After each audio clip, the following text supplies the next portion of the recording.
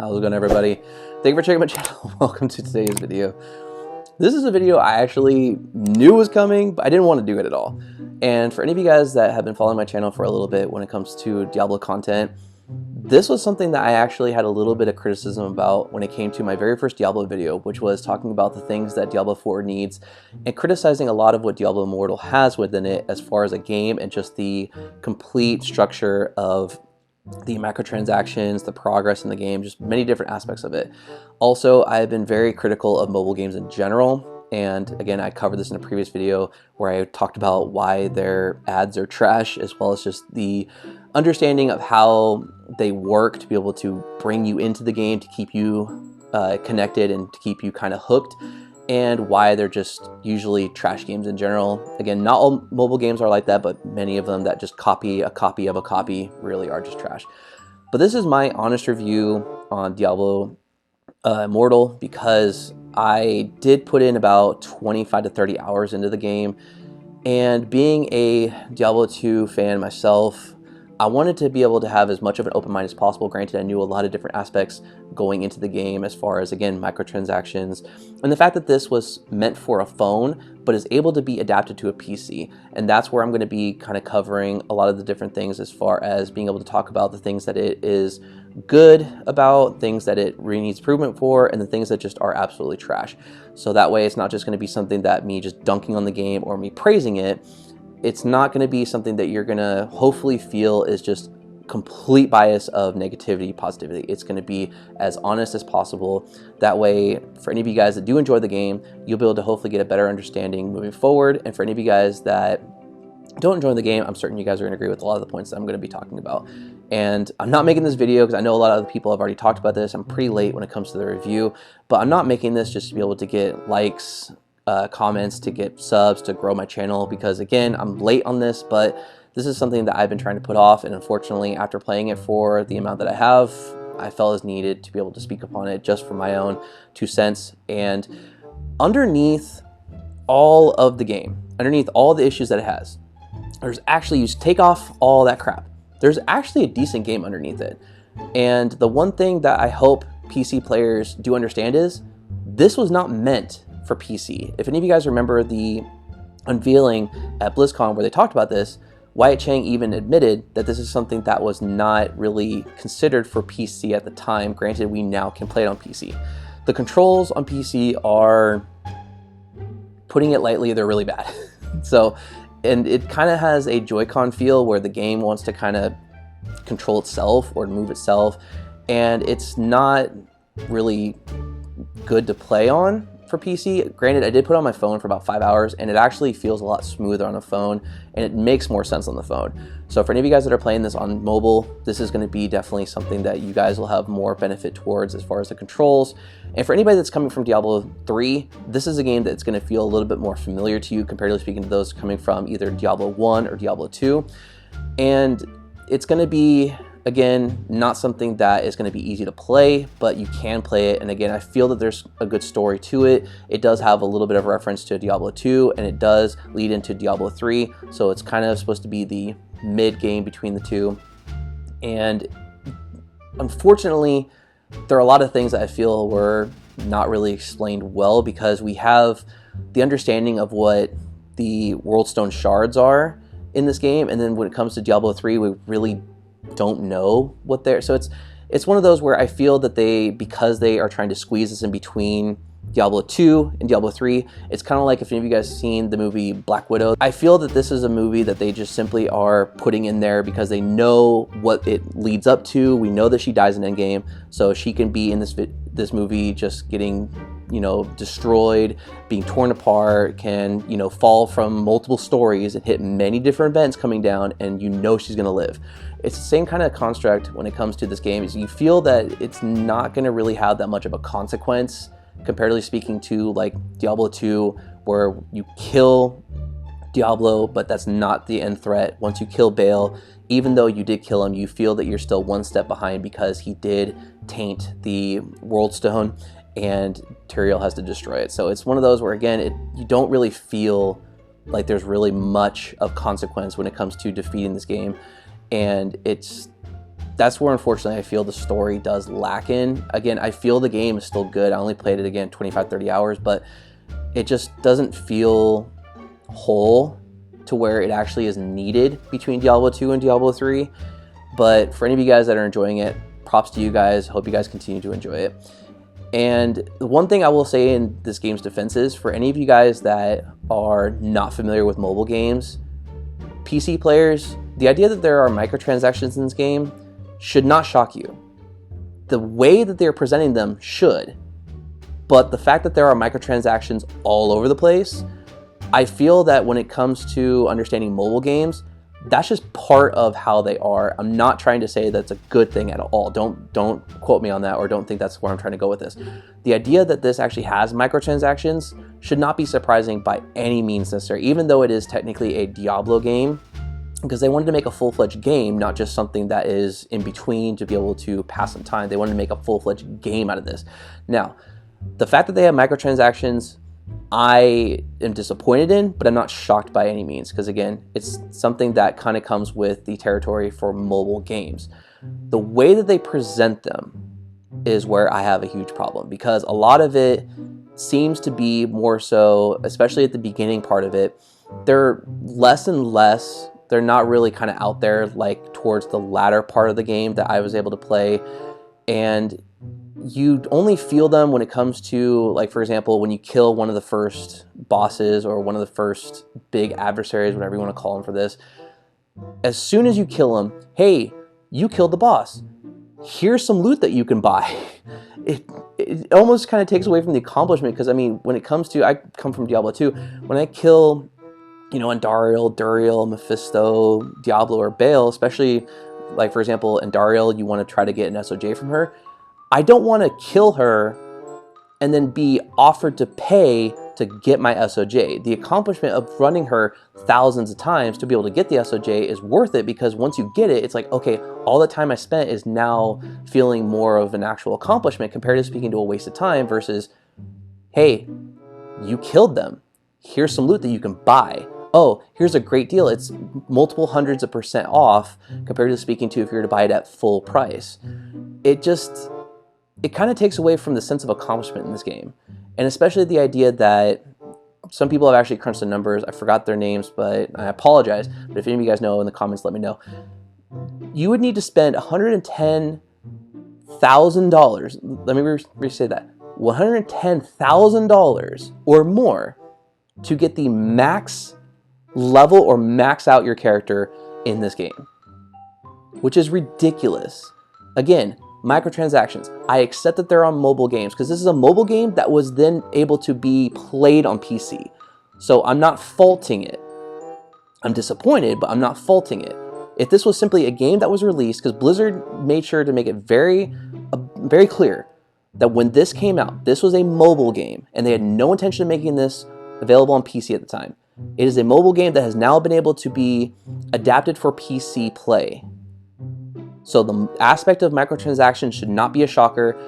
You could be mad at them. I 100% validate you being mad that there are any, because in Diablo, I like the idea, because when I was a kid, you'd buy a game and get the full experience within the game. You don't have to pay to get experience. You just simply grind. That's what made these games really fun, is because you had to actually put in the work to be able to get your character to a certain point that had the good gear, the high level, and just, you actually put in the work yourself. You don't have to pay for it. As far as cosmetics, I'm kind of loosening up to that, because, I mean, if it really gets you hard to have, in Modern Warfare or Call of Duty, to have a particular skin on your gun that absolutely no one has, and that is your calling card, or that's your signature, do what you got to do. But as far as cosmetics, don't mean anything. I don't care if my character is blue, pink, red, yeah, it doesn't matter, because if they're still able to kill everything, why does it matter? It only matters when it comes to the ability to progress, like in Zelda. When he wears a blue armor versus a red armor, that gives you different powers. If you have to, for example, hey, you're going to go to the next area, you need to pay to be able to get this armor to go into the next area. The pay to progress and pay to win strategy is trash. Pay to play, I'm way more accepting of, because, again, you buy the game and then you get to play it, and there's no more financial need for the game from there. But when it comes to free to play, understand that it's free to to start out. It's free to play, but you're going to still need to have some kind of money coming in from somewhere. And that's where the microtransactions come in. So for anybody that's, again, complaining about the microtransactions, that should not be a shocker. But it just, again, it just felt very much like after a little bit, you know, the microtransactions started coming in a little bit. Hey, do you want to pay for this? Do you want to get this? Do you need this? You can pay for it. And for some people, it's perfectly fine. They're used to it because they already pay $60 to $80 for a game when it comes to something on the Xbox, PlayStation, Nintendo. And maybe their thought is, I just put $5 into the game. I just put $10 in the game. You know what? I put $80, which is what I would normally pay for an actual AAA game. Perfectly fine. I don't feel that bad about it. And if that's you, that's awesome. I hope that, you know, again, that doesn't deter you from wanting to play it or continue farther in the game. But the idea that you have to spend $110,000 to get max on your character, and for certain items you have to actually buy them to be able to really get the progression going, to get the experience going, and it just doesn't feel like Diablo. And I know that Diablo 3 had their issues when it first came out, when it comes to, you know, the loot boxes or the auction house or whatever it was. I never played Diablo 3 like that, but it feels like the microtransactions, they're waiting for you to get that moment of like, yes, I was able to accomplish this. Hey, pay us some money. Why? I just accomplished something. I should get something for this accomplishment. I shouldn't have to pay to get something for the work that I just put in. That's like you going to work and then paying your boss to do your job. That doesn't make any sense. And for me, that's just why I look at this game and I feel that it's just so hollow of what Diablo, the actual essence of the game, from Diablo 1 to even Diablo 3, because again, I have my own bias on it, but you know, Diablo 1, Diablo 2, Diablo 3, I feel like so much of it has become hollow or just money hungry. And again, I get it. This is a mobile game, and the target audience, or more of those that they want to actually push this out to, are going to be younger kids. That to me still seems like a huge issue, because you're putting more so, I don't want to say gambling, but you're pushing for them to spend real money to get fake experience. This is a game. This is not real life. Some people take games that far though. I understand that. But you're trying to push for them to spend real life money on a game that once the phone turns off or the computer turns off, there's nothing that they actually gain from it. And it just doesn't seem right. It doesn't seem right. Again, there's a great game, or there's a good game at least. And what you consider good is subjective. If you feel that Diablo 1 is good, Diablo 2 is good, Diablo 3 is good, whatever you think is good. There is a good game underneath it. The controls need some work. When it comes to using skills, the idea that you either have A or B is simple. It's simple, but it sucks, because I'm used to having skills galore from Diablo 2. But, you know, when it comes to old Nintendo, Super Nintendo, when I used to play it, yeah, you only had a few options, but you made use of them. So I understand that. It can work. But it seems that greed has just taken over this game. And it comes to you at moments where, at the very beginning, you wait for the high of the accomplishment. Here's this. You know, and it's like you can get very little for free, or you can pay to get much, much more. And they always say, oh, well, it's this % off. They're never going to show you the full price of that at the very beginning, because they're always going to say that there's a deal. It's the same thing as, for example, if you have a pair of shoes for $100 and they start at $100, it's expensive. But if they're $200 that are now $100 because they're 50% off, it seems like a deal. I get that, but it's still predatory to me. And that's where I feel that this game has kind of lost a lot of its essence as far as a Diablo game. Mobile game, not shocked. The fact that it's Diablo, though, makes it to where it really sucks. Because this just ruined my experience. It makes me not want to continue playing this. And, I mean, I even considered putting some of the gameplay in the back, because I am in front of my green screen, but I don't even want to at this point. It's not even necessary. And, you know, I have been tempted to put up progression videos, you know, since I've been playing this each week of what my character is doing. But I mean, I'm not trying to grow my, I know certain people that talked down on this game and are now really into it because they want to grow their audience, because this is now a hot topic and people are going to be watching it to be able to see how people play it, what they think about it and all that, and they want to, you know, get the quick clicks, views, comments, subs, and to grow their channels. Congratulations to you guys. Hope you guys are able to do it. But for me, it just feels just not genuine. I don't enjoy playing this game. I don't enjoy what this game is doing and setting the precedent for the future moving forward. And I hope with Diablo 4, they're not going to be like this as far as microtransactions galore. Again, cosmetic stuff I'm kind of coming around to, because it's not needed for the progression of the game. It's just something to look different and to be able to make yourself unique compared to speaking to other characters, other players, whatever the case is. But the fact that this was a game that was made to be such a big deal, and the fact that, you know, mobile is not going away. Mobile games are not going away. I just feel that this is a huge issue, and the fact that this again is being more centered towards obviously the Diablo community, but mobile games in general are more centered towards younger demographic. The way that they're trying to present all these microtransactions is a huge issue, because it will get them to again spend real money on fake experience. And they do it in a way that they wait for you to be at your peak, and it's lessened for you to say no to, was what I was really trying to get at earlier. Once you're at that high, it's like, yeah, oh, what's $5 more? Come on, let's go. And it just feels wrong. It just feels very wrong. And that's really all I got to say about it. Again, seems like a great game. PC controls suck. Mobile is definitely a lot better to play on, because that's where it is intended for.